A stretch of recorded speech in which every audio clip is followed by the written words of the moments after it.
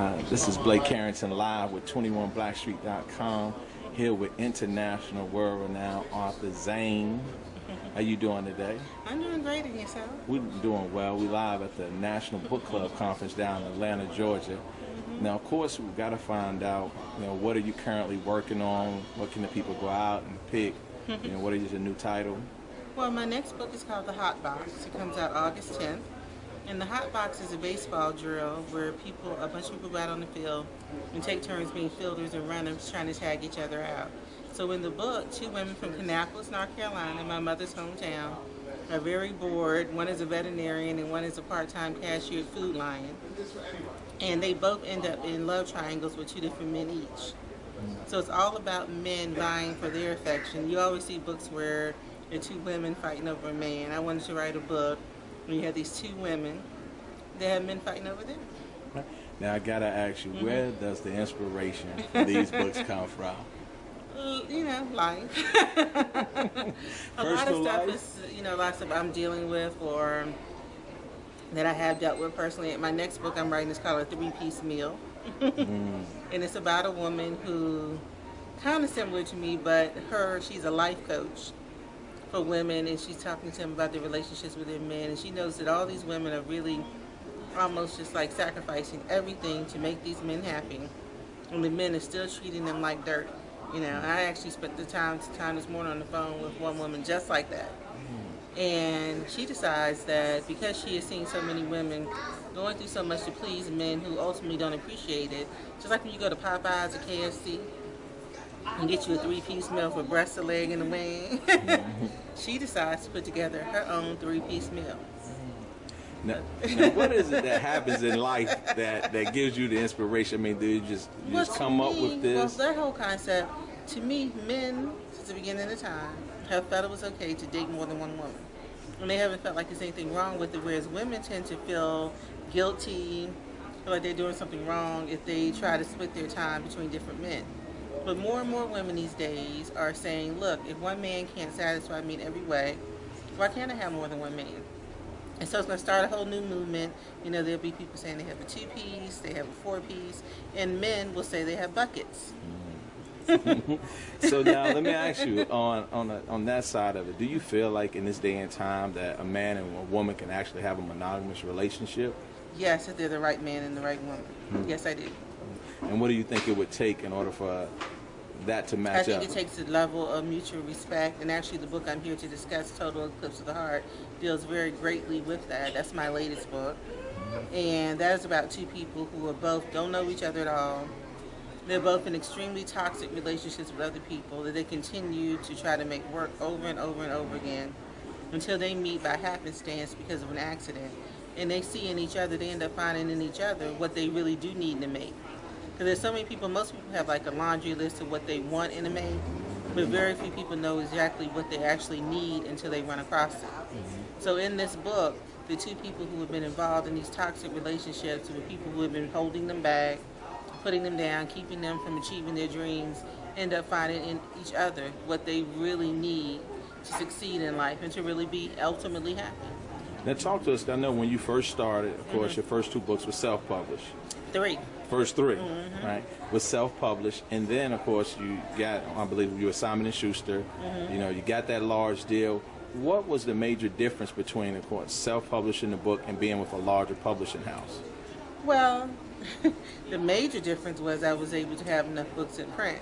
Because for me, there was an article in the New York Times years ago when Addicted was still self-published. It said Addicted was the hottest paperback in the country. And then they followed it up by saying, but there were people addicted to trying to find a copy of Addicted.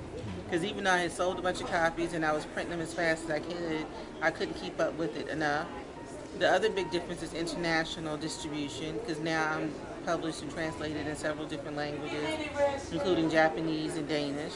So that's been the big thing. But with Straight War, we now have published over 200 books. We do 32 to 60 books a year. And so we're really growing, and we're not, the industry, the economy, and everything hasn't really affected us at all.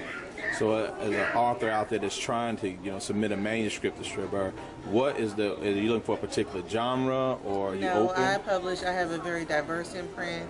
I basically know what I'm looking for when I see it. If they wanted to find out the submission guidelines, they can go to zanestore.com, and there's a link on the left-hand side for submission guidelines.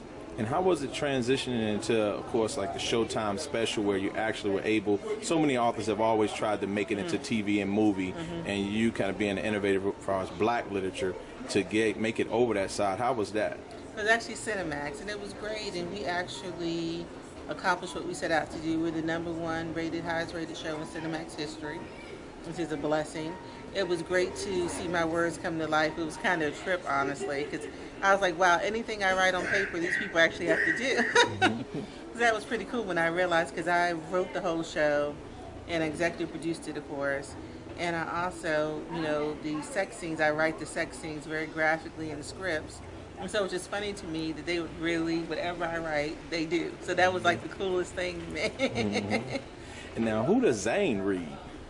Wow. Well, I actually obviously read a lot of the books that I publish. I read a lot of submissions, books I'm thinking about picking up. I love murder mysteries. I love self-help books. I read a lot of, motivational books like Value in the Valley by Yanlin Zane. I honestly read just about everything. I read every day. I'm a big reader. So if you could have a mentor in the game, in the industry, who would you choose, or is there a young writer who you would look to be a mentor to, that you read their stuff and say, well, they really got some talent here? Well, I actually mentor a lot of people. There's no one that I can think of in the industry that I would want to so-called mentor me. I have a lot of mentors in life, though. I have a lot of strong female mentors when it comes to life, period. Because to me, those experiences and things that you learn cross everything that you're trying to do. If that makes any sense. Yes. And what can your audience look for coming out from you over the next year or so? Well, like I said, they can definitely look for a 3-piece meal. They can look for the sequel to Afterburn, which is called Solitaire. And they can look for at least 3 or 4 more books from me. Never want to know, where are you originally from? I'm originally from Washington, D.C. Okay.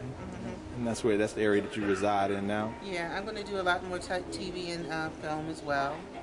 I have several television shows that I have conceptualized and written pilots for. There's a lot of interest in, and outside of the whole, sexual thing, regular. I do other stuff. I'm getting into writing movies now. Some of them I'm going to write for other people, because I just love writing. So. And now, what is that one thing about Zane that most people would not ever think? Wow. Just that one thing, that if a person, because if you read Sex Chronicles, you read some of these books, people form an opinion. What is that thing that they'll be like, wow, I can't believe she just actually does that?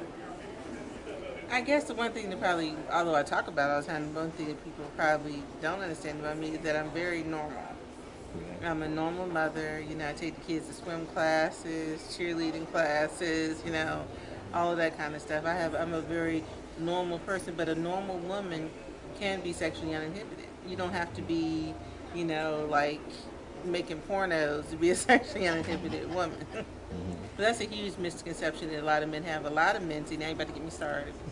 A lot of men are to blame for their women not being uninhibited in the bedroom. Now, why would you say that? Because if a woman is really, truly herself, men will spend more time worrying about how many people she's been with, how does she know how to do this. They think that if a woman is extremely good in bed, that it's almost impossible for her to be that way and not be a whore. So now, It's true. It's true. What book would you suggest to, let's say, a man who needs to become a little more familiar with a woman? Is there one of your books that you would suggest that he reads that kind of can give him that in-depth look into that female mind? I honestly would go all of my books really, but I really would honestly go all the way back to Addicted. Because Addicted, one of the main points I wanted to get across in Addicted, that women are sexually, I take it back to Sex Chronicles. Because in the Sex Chronicles, I really wanted to show that women are as sexually stimulated as men are. I think that women actually think about sex more than men.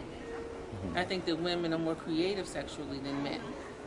And I think that's what I think the Sex Chronicles. That and watch the show, which they can get the first season on DVD.